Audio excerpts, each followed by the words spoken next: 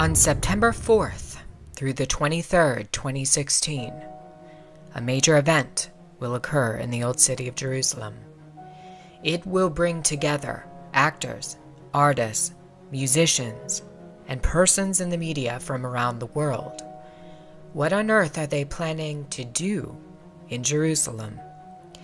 At an event that ends on September 23rd, leaders from Roman Catholic, Muslim, and Jewish communities will gather for one of the longest interfaith services in history, right there in the Old City of Jerusalem, right there where the Lord Jesus walked, right there where the temples once stood.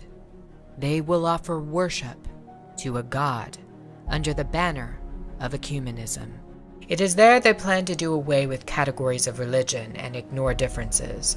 The service will combine three monotheistic faiths under one roof in a house of worship for all believers. One part of the event will occur from September 5th through the 11th and will bring together Jew, Muslim, and Christian under, quote, a passion for Jerusalem, in which they can all coexist temporarily under the wings of the Almighty, unquote. Some of the headlines on the website for this event talk about dissolving boundaries and coming together in worship of the same God.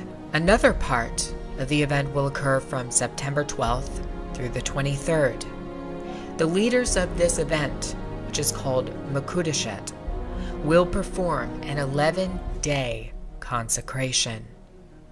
If you aren't aware, a consecration happens when somebody performs a ceremony declaring something as holy. The fact that Muslims, Jews, and Roman Catholics are gathering for a consecration means that they are all declaring their interfaith religion, their new God, to be holy.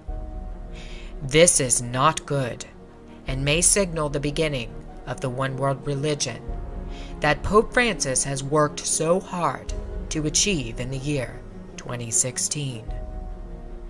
The Vatican, indeed, is one of the chief proponents of the ecumenical movement around the world and in Israel.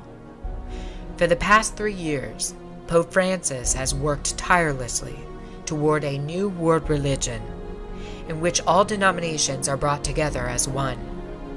If you look at Francis's outreach over the past 3 years, and specifically in 2016, you'll find somebody who has openly condemned evangelical Christianity and the belief that you must have a personal relationship with Jesus.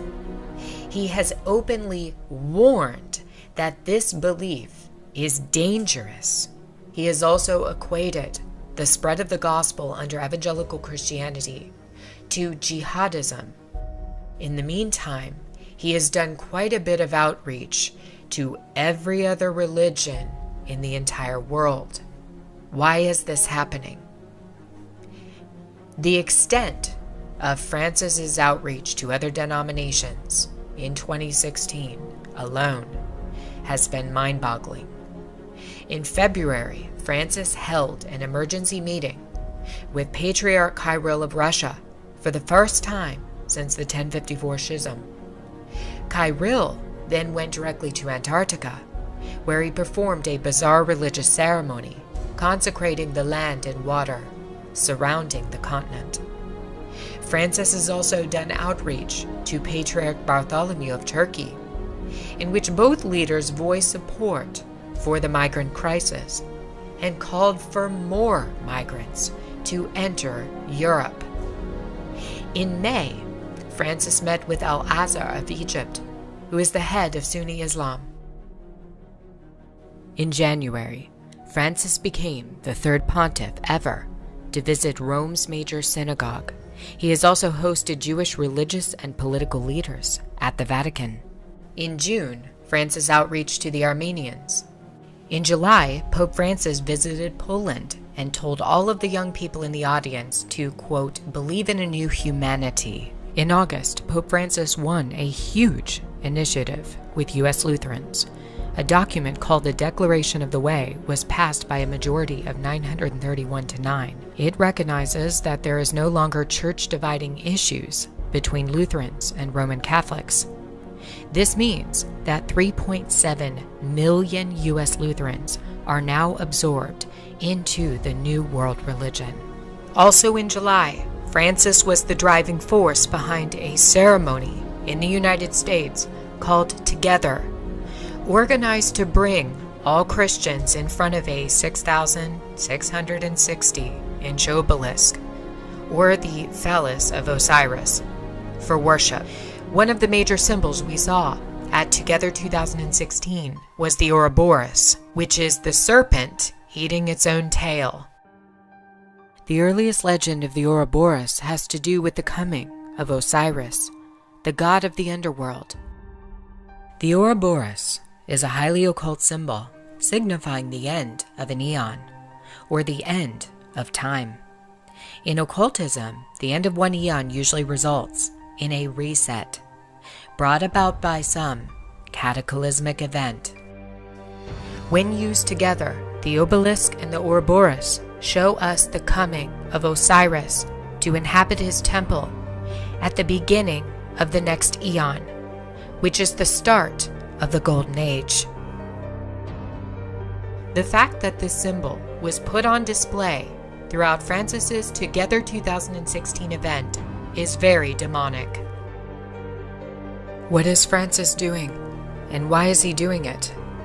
The answer is that he's merely carrying out a role, playing his part in the creation of a new world religion. In previous videos, I have discussed a book written in 1908 by a man who was ill for much of his life. He writes about how a character named Father Francis defects from Roman Catholicism to follow the Antichrist.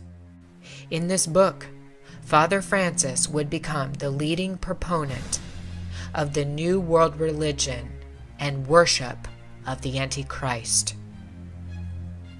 Just recently, Francis has used death of one of his priests in France and an assault on another priest in Belgium to invite Muslims into Christian cathedrals and churches for worship.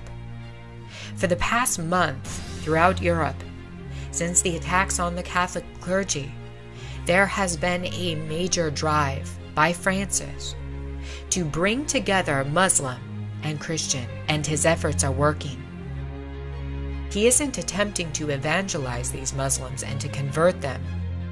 Instead, he is allowing them to bring worship of Allah into the churches in Europe.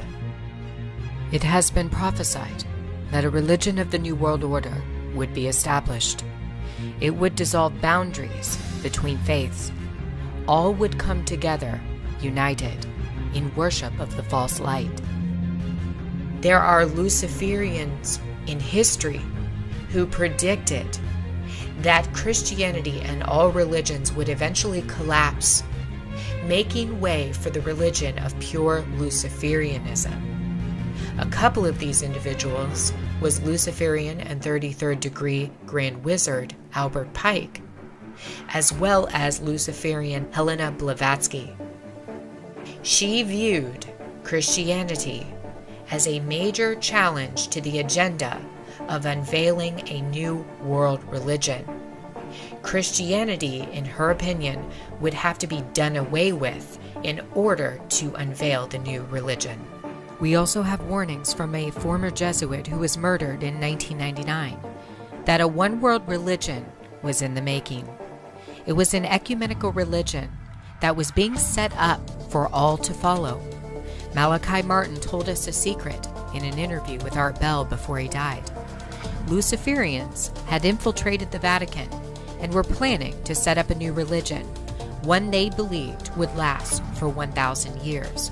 Amongst Luciferian organizations, there is a prophecy that if they can invade the Citadel, and that's their name for the Vatican, they will have power for 1,000 years. How close are they?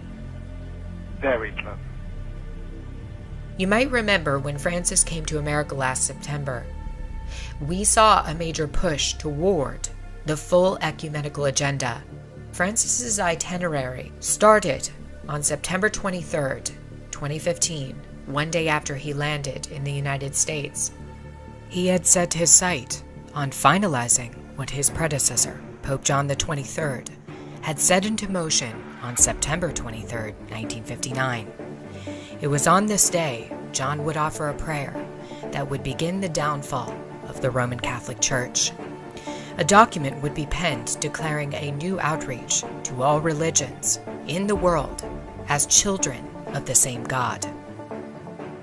Without a doubt, Vatican II is remembered as Catholicism's greatest push toward the New World Religion. Vatican II would change everything about the actions of all future popes. It was now about piecing together a new religion, one that would be ready, waiting for the coming of the capstone. Pope Francis is truly preparing that new faith right now for all in the world to become a part of.